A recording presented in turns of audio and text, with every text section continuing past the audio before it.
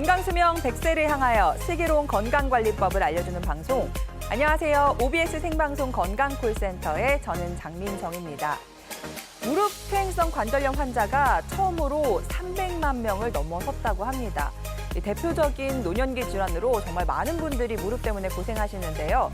초기에 이제 무릎 때문에 고생하시다가 그냥 아무렇지도 않게 생각하시고 방치하는 경우가 많으신데 그러다 증상이 악화하는 경우를 많이 볼 수 있습니다.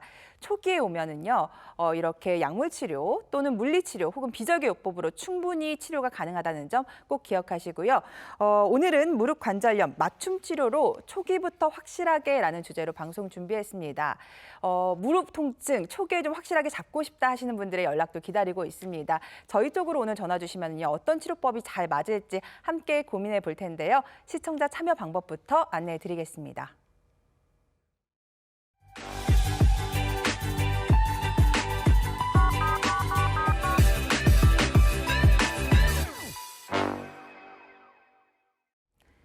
네, 오늘 여러분들의 관절 건강에 도움 말씀 주실 전문의 모셔보겠습니다. 마냥 이쁜 우리 맘의 양쌤, 정형외과 전문의 양혁재 원장님과 함께합니다. 원장님 안녕하세요. 네, 안녕하세요. 네, 시청자분들께 인사 부탁드립니다. 네, 안녕하세요. 마냥 이쁜 우리 맘의 양쌤, 정형외과 전문의 양혁재입니다. 오늘은 오늘 시청자분들 어머님이나 아버님 중에서 나 평소에 이렇게 무릎도 아프고 어깨도 아픈데 이게 도대체 왜 이렇게 안 낫지?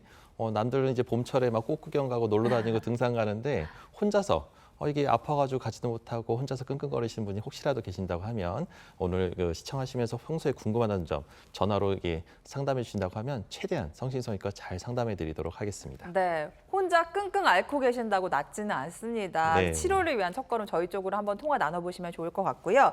원장님, 저희가 프로그램 시작하면서 무릎 관절염 환자가 이 300만 명을 넘어섰다고 소개를 했습니다. 이게 인천의 인구수랑 똑같은 수치더라고요. 어마어마한 숫자네요. 네, 정말 많은 분들이 무릎 때문에 고생하고 계신 것 같은데 많은 분들이 고생하시는 대표적인 무릎 질환에는 어떤 것들이 있을까요? 네, 아무래도 오늘의 가장 큰 주제 중에 하나인 퇴행성 관절염, 흔히들 들어보셨을 겁니다. 어머니, 아버님들이 흔히들 이제 사우나나 아니면은 다락방에서 이제 모임이 있을 때마다 네. 항상 주제가 너 이거 치료받아서 얼마나 좋아졌어, 그리고 누구는 또 이렇게 아파하는데 쩔뚝거린다고 어디 병원 어디 가서 치료했어, 이런 것들을 얘기를 많이 하더라고요. 꼭 얘기 나와요. 이게 아무래도 이제 퇴행성 관절염에 대한 그만큼 관심도도 높고 많은 사람들이 앓고 있는 병 중에 하나인데 네. 이 퇴행성 관절염이라는 거는 결국은 관절이 다 닳아서 연골과 인대, 연골판 이런 것들이 다 망가지면서 뼈가 맞닿는 질환입니다. 그래서 최종적으로 아주 심하게 망가졌을 때 퇴행성 관절염이라고 하고요. 그 전 단계, 우리가 비교적 건강하게 잘 지냈는데 어떤 시술이나 연골판이 찢어져서 시술 받고 나서 더 좋아질 거로 생각했지만 계속 못 걷고 쩔뚝거리고 이런 경우는 이 관절염보다 조금 전 단계, 이 얇은 연골이라는 3mm 정도 얇은 연골 두께가 있는데 이 관절에 연골이 떨어져 나가면서 부분적으로 구멍이 움푹 파이게 되면 이런 관절 연골 손상으로도 많이들 아파할 수가 있습니다. 네.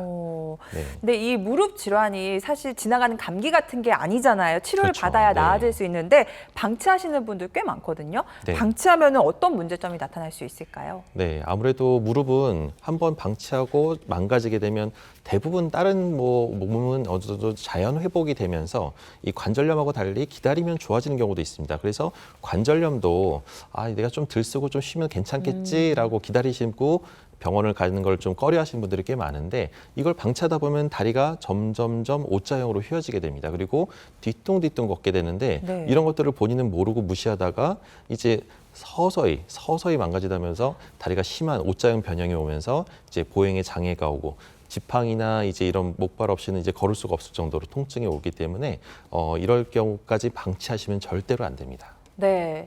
그러니까 그 O자형 다리가 되기 전에 병원에 오셔야 되는데 일단 처음에 초기에 오시면은 약물 치료, 물리 치료로 되는데 나중에 오시면 수술 받아야 되는 거잖아요. 맞습니다. 모든 병이 다 그렇듯이 우리가 단계가 있습니다. 치료의 단계가 있는데요. 우리 시청자분들이 평소에 병원을 가게 되면 가장 먼저 하는 검사가 엑스레이 검사입니다. 우리가 정형외과 관절 질환은 가장 중요한 게 뼈와 뼈 사이 간격이거든요. 근데 초기 단계에는 비교적 간격이 잘 유지되고 있으면 우리가 이제 보존적 치료, 이 정도면은 아직 관절염은 심하지 않습니다라고 이렇게 얘기를 들으셨던 우리 시청자분들은 네. 이제 운동요법이나 도수치료나 이런 간단한 물리치료를 통해서도 충분히 약물치료로 좋아질 수가 있습니다. 하지만 관절염이 벌써 좀 진행이 돼서 벌써 2단계나 3단계 정도 왔는데요. 라고 해서 뼈와 뼈 사이관계 많이 좀 좋아졌다 그러면은 이런 경우는 조금 더 적극적인 치료를 하셔야 됩니다. 그래서 두 번째로 비수술적인 치료, 약간 주사 치료나 약물 치료. 또 요즘에 또 많이 나오는 것들이 이제 뭐 줄기세포 주사 치료나 또 이식 시술이나 이런 또 여러 가지 주사, 재생을 유도한 여러 가지 주사들이 있기 때문에 이런 걸 통해서 초기에 진행이 되려고 할까 말까 할 때 딱 잡아주게 되면 진행이 안 돼서 더 나중에 큰 수술까지 가는 걸 예방할 수가 있는데 이거를 또 주사 맞는 것도 꺼려 있거나 병원 가는 걸 또 무서워해서 또 참고 참다가 오시는 분들이 있습니다. 그러면 아까처럼 다리가 심한 O자형 변형이나 아니면 뼈와 뼈가 맞닿는 아주 심한 통증 때문에 수술적인 치료를 하게 되는데 요즘에는 수술이라고 해서 또 무조건 인공관절만 있는 것이 아니라 아픈 수술이 아니라 무릎을 살리고 재생시킬 수 있는 여러 가지 기술들이 있기 때문에 혼자 고민하지 마시고 반드시 전문가랑 상의해서 빨리 내원하셔서 완치시키는 것이 중요합니다. 네. 우리 어머님, 아버님들은 아무래도 이제 자르고 없애고 이런 수술적인 치료는 조금 두려워하시는 측면이 있어서 오늘은 비절개 치료를 중심으로 소개를 해주신다고 하는데요. 그중에서도 주사 치료부터 살펴보도록 하겠습니다. 워낙 다양한 주사의 종류들이 네. 있더라고요. 예, 주사를 대부분 제가 제일 답답한 것 중에 하나가 진료를 보러 오셨는데 딴 데서 주사를 많이 맞고 오셨대요. 근데 그래서 어떤 주사를 맞으셨을까요? 라고 여쭤보면 뭔지는 모르겠지만 알아서 잘 맞으셨다. 이렇게 해서 얘기하시는 분이 있는데 네. 많이는 맞았다. 근데 뭔지는 모르겠다. 근데 그렇게 얘기하시는데 네. 이러면 좀 제일 답답합니다. 왜냐하면 이제 치료의 연결선상에서 뭔가 좀 더 나은 치료를 해줘야 되고 어떤 치료가 또 효과가 없었는지 그걸 알아야 되거든요. 그래서 제일 중요한 거는 우리 어머니, 아버님들이 어떤 치료를 받고 있는지 내가 어떤 주사를 맞는지 그거에 대해서 물론 의사를 믿고 맡기는 것도 중요하지만 그렇죠. 환자 본인이 어떤 치료하는지 어떤 주사를 맞는지를 알아야 됩니다. 그래서 이 주사의 종류도 알고 있으시는 게 좋은데 우리가 대학병원이나 이렇게 해서 우리가 많이 아파할 때 우리가 이제 가장 흔히들 알고 계시는 뼈 주사, 스테로이드 주사를 많이 맞게 되는 경우가 있는데 이런 경우는 염증이 아주 심하고 물차고 붓고 아프다고 할 때 통증만 조절해 주세요, 아프지만 않게 해주세요라고 하면 이런 스테로이드 주사를 맞는 경우가 정말 많습니다. 그래서 되도록이면 이렇게 통증만 잡으려고 하는 주사는 안 맞는 게 좋고요. 그 밖에도 3개월에 한 번, 6개월에 한 번씩 이렇게 맞는 연골 주사가 있습니다. 연골 주사는 이게 정기적으로 맞는 주사인데요. 네. 이 연골 주사는 솔직히 이제 연골에 보호하는, 연골을 재생시키는 것이 아니라 연골을 약간 코팅을 해주는 그런 연골 주사라고 볼 수 있습니다. 네. 그래서 재생이 되는 건 아니라서 큰 도움이 되는 건 아니고요. 하지만 보험이 되기 때문에 정기적으로 맞는 것은 나쁘진 않습니다.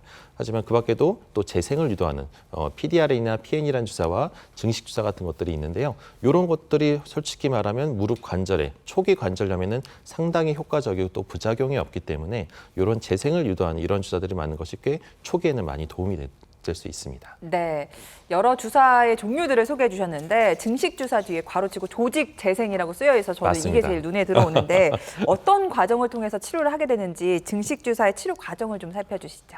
네, 맞습니다. 모든 관절은 인대라는 조직으로 감싸고 있고 인대가 염증이 생기면 통증을 유발하게 되는데요. 그 손상된 염증, 인대가 어디가 손상되는지를 정확하게 알기 위해서 정밀 검사를 진행하게 되고 손상된 인대를 정확한 위치를 파악해서 우리가 거기에 정확하게 약제, 고농도의 포도당을 주입하게 됩니다. 그렇게 되면 그 약제의 삼투압 작용으로 해서 조직 주변이 약간 부어오르고 염증 반응이 활성화되는데요. 이때가 조금 아픕니다. 하지만 이 시기만 잘 넘기게 되면 인체가 면역 반응으로 해서 주변 세포가 성장 인자가 활성화되면서 나오면서 결과적으로는 땅땅해지는 새로운 조직이 증식되면서 상처가 아물고 염증도 가라앉고 결국 통증이 잡히는 이런 과정을 겪게 됩니다.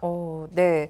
주사 치료라고 해서 가볍게 봤는데 조직을 재생시키는 역할을 한다니까 굉장히 네. 관심이 가는데 또 어떤 특징들 갖고 있을까요?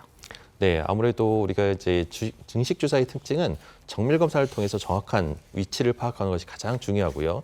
그거를 위해서 MRI나 아니면 초음파, 관절경을 이용해서 검사를 해볼 수가 있습니다. 그리고 짧은 시술, 한 10분에서 15분 내에 짧은 시술 안에 우리가 절개나 피부 절개나 이런 통증, 마취나 이런 건 없이 간단한 주사 치료를 통해서 하기 때문에 짧은 시간 안에 시술할 수가 있고요. 어떤 관절이든 어깨든 무릎이든 그다음에 그 밖에도 허리나 이런 발목 관절 등에도 모두 적용이 될 수가 있습니다. 그래서 제한이 없고 조직 재생 및 그리고 근본적으로 강화를 시키기, 인대를 강화시키기 때문에 근본적인 치료가 될 수 있다는 것이 특징이라고 할 수 있겠습니다. 네, 이 무릎뿐만이 아니라 다양한 부위에 적용이 가능한 증식 주사라고 하고요. 지금 무릎 통증 더 이상 방치하면 안 되겠다 하시는 분들의 전화가 많이 걸려오고 있어서요. 지금부터는 여러분들의 문의 전화를 좀 받아보는 시간 가져보도록 하겠습니다. 다시 한번 어떻게 참여하면 되는지 참여 방법 안내해 드릴게요.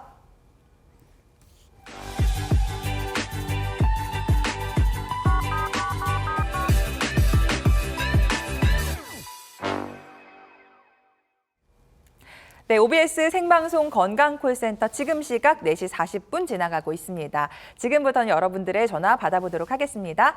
여보세요? 여보세요? 여보세요? 네, 안녕하세요. 예, 예. 네, 어머니 반갑습니다. 네, 연세가 어떻게 안녕하세요. 되시는지 먼저 여쭙겠습니다. 아, 69세예요. 네, 네. 69세, 네. 60대 후반이신 거죠? 네. 네. 어디가 불편하신지 스튜디오에 양혁재 원장님 나와 계시니까요. 네. 한번 통화 나눠보세요. 네, 안녕하세요, 네네. 어머님. 네. 예, 안녕하세요. 네. 어디가 네. 많이 불편하세요, 어머니? 아, 예. 옛날에 허리가 많이 아팠는데, 아이고, 네. 한 3년 전서부터 이 다리가 많이 땡겨요. 다리가요. 네, 어, 다리가 네. 많이 땡기고, 이 무릎 네. 옆에가 많이 땡기는데, 요새는 또 무릎 쪽 많이 네. 아프거든요. 어. 무릎 관절도 있는데, 양쪽 무릎이 다 안 좋으신 거예요? 네네. 아니면은- 네. 예, 근데 이게 네. 뼈가 조금 손상이 됐다고 하면서, 오. 네. 연골 주사를 맞다가, 네. 이제 뼈 회복시키는 주사를 맞는데 주사만 맞으면은 다리가 보여. 주사를 맞으면 붓기가 빠지는 게 아니라 오히려 부어올라요. 예, 예, 엄청나게 네. 붓고 걸음을 못 걸어요, 막. 네. 근데 제가 네. 심장병이 있어서 약을 못 쓰거든요. 아, 약을 못 쓰세요? 예, 예, 그럼- 심장병이 있어서. 그래서 그러면 거의 다 주사요법으로 주로 관리를 하셨겠네요. 네네, 주사로 하는데 소염제가 들어가서 네. 그런가 막 네. 다리가 막 주사를 맞고 나면 안 아파야 되는데 막 주사 맞는 동안은 막 너무 다리가 아파 걸음을 네. 못 걸을 정도예요. 무릎이 너무 아파서. 네, 이거는 일단은 근데 주사를 맞고 나면 좀 어떠세요? 좀 이게 좀 그래도 치료가 며칠 지나면 또 그래 안 아프고 통증이 좀 좋은 편이세요? 아니면은 통증이 줄어들지 않고 그냥 계속 좀 지속되는 편이세요? 아, 통증이 너무 아파요.